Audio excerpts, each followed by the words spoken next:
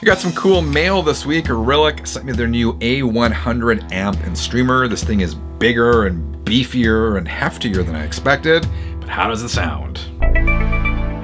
The Arylic A100 is a 100 watt Class D amp and streamer. It retails for $240 US, but it is currently on sale for pre-orders. This thing is packed with features. Streaming options include Bluetooth, Spotify Connect, and AirPlay. And through the 4Stream app, you can stream Tidal, Amazon, a whole bunch of others. You are limited, however, to streaming in CD quality. As far as I can tell, the A100 can't stream high-resolution music files, which is too bad. More on that coming up. It does, however, have a phono input compatible with both moving coil and moving magnet cartridges, which is cool. It's also got FM and surprisingly mic inputs for karaoke, if that's your jam. The A100 uses the TPA3255 amp chip, which is used in a lot of Chinese hi-fi, a lot of chi-fi, and is pretty fairly well regarded. It's well reviewed. On the front, as you'll see coming up, it's got a 2.4-inch display and preset controls.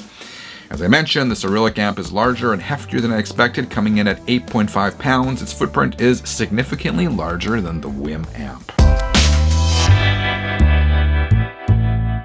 Let's take a closer look at the amplifier. It's pretty slick, pretty modern looking, I think. When you plug it in, a bunch of other stuff lights up here, and you see some presets and whatnot. In the middle, right here, you have the volume control, which also acts as a selector switch. That allows you to switch between audio sources, including streaming, Bluetooth, line in, optical in, phono in, and more. You can also adjust the treble, mid, and bass, and switch between EQ presets. To further fine-tune your sound, there's also an 8-band equalizer in the, in the Go Control app, which you can download to kind of set up the amp in the first place. On the back, what do we have here on the back? You have two antennas, one for Bluetooth, one for Wi-Fi. You have your AC power plug. You plug your plug into there. We have your speaker terminals. I used banana plugs. Got your wired internet. What else is here? You got your USB. Got a switch here to switch between mono and stereo.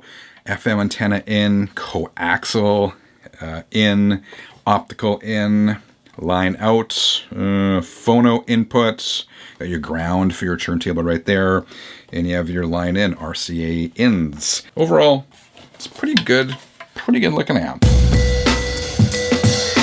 Let's talk about the pros first. And of course, I made notes as I was going through all this. Pros. Number one is the sound. The A100 sounds surprisingly good and musical for an inexpensive Class D amp. As I said, I compared it to my WIM amp. Overall, the WIM did sound more lively and engaging, while the Arylic was a little more understated, but the Arylic certainly did hold its own. In terms of power, the A100 fed my tower speakers with ease, which was impressive. I also liked the connectivity using the 4Stream app.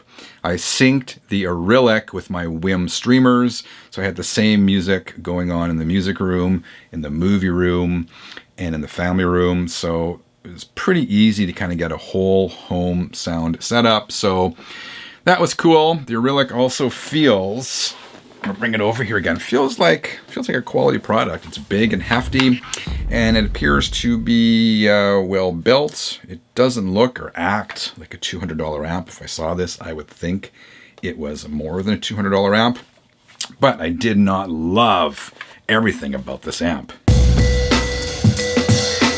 In terms of cons, one of the big ones for me is the lack of support for high-resolution audio. It would have been great to take full advantage of my Tidal subscription.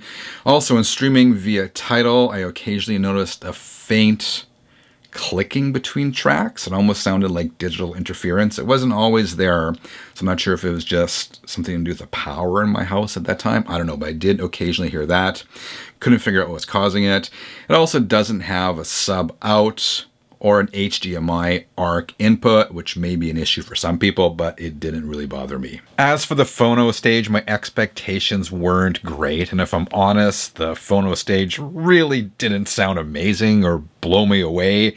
It's passable, but I wouldn't buy this amp based solely on the fact you can plug a record player into it, because then you will be disappointed. So what's my bottom line?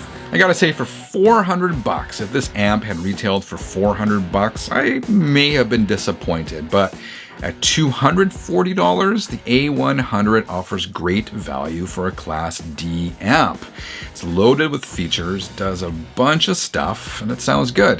I think it'd be good for secondary system, or for someone who wants a streamer but doesn't care so much about high resolution audio, or someone looking to expand their whole home audio setup.